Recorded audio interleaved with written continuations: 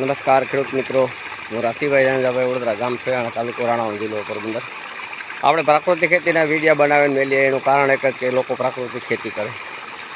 આજે આપણે આ જે બાજરો પ્રાકૃતિકમાં કર્યો, ગાય આધારિત કર્યો, એ મારી પાછળના બેકગ્રાઉન્ડમાં તમે જોઈ શકો છો. આ ચોથું પાણી હાલે ટૂંકમાં, બરાબર.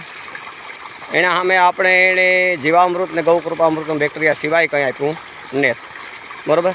હવે આમાં કંઈ ઘટતું નેત, બરાબર. અટાણે ફૂલ એકદમ નિંગલમાં છે અને પરાગર્જન માટે મધમાખી પુષ્કળ આવે.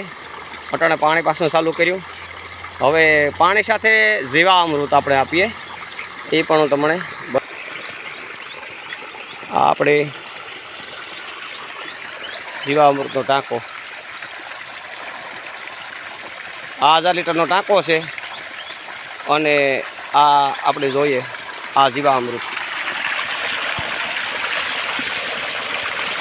આ પાણી આવે, આ જીવામૃત 1000 લીટરનો ટાંકો છે અને આપણે 5 વીઘામાં પીવડાવી દેવાનો છે.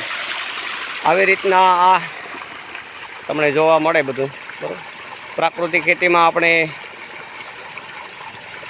બધા તત્વો પૂરા પાડવા હોય તો પ્રાકૃતિક ખેતીની અંદર આપણે જે એના 5 આયામ આપેલા છે ને એ આપણે પૂરા કરવા જોઈએ.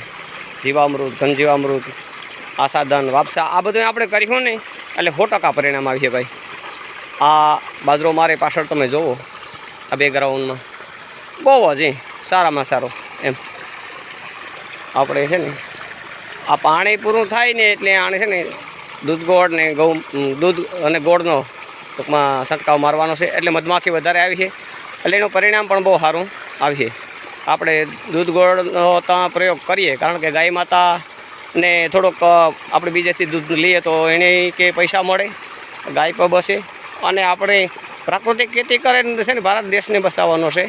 આપણે આપણા ખેડૂને ટૂંકમાં પ્રાકૃતિક ખેતી તરફ વાળવાના છે. એનું કારણ એક જ છે કે આપણે છે ને ધરતી માને બસાવવાની છે. ભારતીય સંસ્કૃતિની અંદર ધરતીને મા કહેવામાં આવી. આપણે છે ને આમ ગણીએ ને તો 4 મા ઉપર આપણે જીવીએ. પહેલી મારી જન્મદાત્રી માં છે, બીજી છે ને એ એક ધરતી માં છે કે એના ઉપર મારું જીવન હાલે, ત્રીજી છે ને એ કે આપણે વનરાય છે, વનરાયની લીધે વરસાદ આવે તો ખેડૂતો એક વૃક્ષ વાવે અને વવરાવે. આવું પણ આપણે ખેડૂએ કરવું જોઈએ. અને આપણે ટૂંકમાં ખેતીને લગતા જે કંઈ વૃક્ષ વાવીએ તો એમાંથી તમારે 10 પરિણામ બનાવવો હોય તો એ પણ વસ્તુ તમારે મળી રહી.